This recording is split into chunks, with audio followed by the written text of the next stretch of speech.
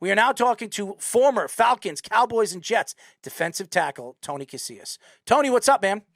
I'm doing good, guys. Happy New Year. Happy New Year, man. And I've been following you on Instagram. You go to a lot of different places, a lot of events. You play golf. You do so many different things. And you have two beautiful children, by the way. Oh, well, thank you. Absolutely. That all to my wife, by the way. Oh, look at you, complimenting the woman. But how are you and your family doing from the whole COVID-19 situation? We're doing great. It's great to be able to kind of have some normalcy, and it's starting off a new year, and really just you look back in the rearview mirror, and it's kind of hard to imagine what we went through, that whole debacle when it comes to going through COVID. And it's been a great year so far. And I just hope 2023 is better than 2022 for not just our family, but your family and everyone else's family. I had a lot of craziness in 2022, so I very much hope that 2023 is better than 2022. But why don't we get into it? Obviously, the Damar Hamlin thing was just shocking. I've never seen that. I've been watching football for 30 years. I'm 40 years old, actually over 30 years. I think I started watching football when I was 7, so 33 years. I've never seen anything like that, and I think they said there was 1 out of 250 million chances that could have happened. So it's something that you never seen before. What were your thoughts when you saw something like that on the football field? Well, it's interesting because, I was watching the game with my wife and my son. My son's 22, and he played football, and obviously he knows about my career. And I was just, like everyone, it sent chills down my spine to see something like that transpire. I think more is just to see the reaction of the players and just the whole element. Like, it was so quiet you could hear a pin drop, and I don't think that that's unprecedented. We've heard, the last few days about the events that turn, and I just know as a former player, you don't think about those things until you see one of your brothers on the field, whether it's from a concussion, which we've heard this, people former players, and during the broadcast, wait for that sign, they're like, I'm good, and as far as paralysis and everything, and but to see that happen, and really just a dawning moment for everyone. And I think that's kind of stops you in your tracks and just kind of makes everyone reevaluate how violent and how malicious the game can be, although it wasn't a malicious hit, but just the risk that you take. And I just felt for him. I just felt for the people that had to watch that. And, all of a sudden we're in this survival mode. And, I think that was really the reality of the things that unfolded, is that as a player, a former player, whatever the case, current player, that you realize how risky the business of playing football is. And I'm just glad it just seems like he's trending to getting better. We hear all the story. And I think that's another thing, guys, is that there's so much unknown that we didn't know about. And people, just like anyone, that humanity is like, we just want to make sure the person is going to be okay. And at that point, no one knew what the outcome was going to be. It was just something that's never happened. We've never seen that. It was like watching a bad movie. And it was very nightmarish. And again, it was just, when you have your son next to you asking, Dad, this really hits home to you. I was like, yeah, it does, because you know that, what you go through, and just the whole behind the curtain and the emotions and everything you go through. And you don't think about that. You think about maybe spraining an ankle, getting an ACL, concussion's bad enough, but you don't think about someone giving you CPR and you're fighting for your life. Yeah. He was actually out cold for like 6 minutes. He wasn't breathing for 6 minutes. So exactly. I don't know if he'll ever play football again. I mean, you could have brain damage. When you lose oxygen to your brain, a lot of different parts of your body might never work the same way again. But happy that he's alive. I heard that he was squeezing his family members' hands, and his eyes were open. So those are all good signs. The doctor says he's trending very quickly to be okay. So these are all good signs. And I think the NFL, I think the NFL did the right thing. I think they took too long. They canceled the game. I think they kept waiting and waiting. What were they waiting for? The guy almost died on a football field. Yeah, I just think that that's kind of what we're used to seeing, though, right? And, as much as some of the NFL is not proactive and more reactive, I just don't really think. And look, there's a lot of faults that that you can cast stones and determine what was the best decision made, but I just don't think anyone knew because it was just something that we'd never seen before. And look, those players are going to go out in the field. I just know as a player, my teammate or anyone, just having to see the trauma, I just don't think your heart would be into going out there playing the game of football. I mean, these are, it's humanity. It's football players, they have this bravado that, they have this armor and they're not supposed to feel and have feelings and just, just very invincible. But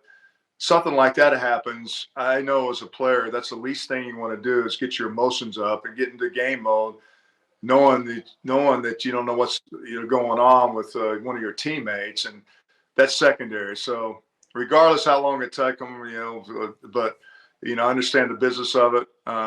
Obviously, they made the right decision, and now maybe we can move forward and continue and really just kind of get back to normalcy, but get in a way we understand that this game is so violent. Yes. Yeah.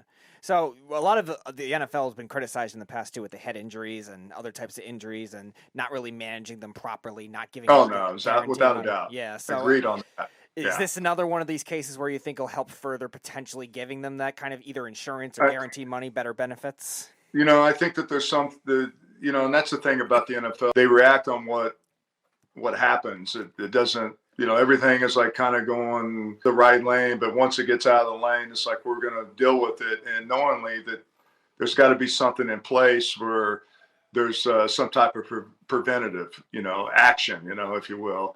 And I think that that's kind of what the NFL has been all about all these years, through the concussions, through, things like this is really just a very, as you mentioned, the chances this happen is minuscule.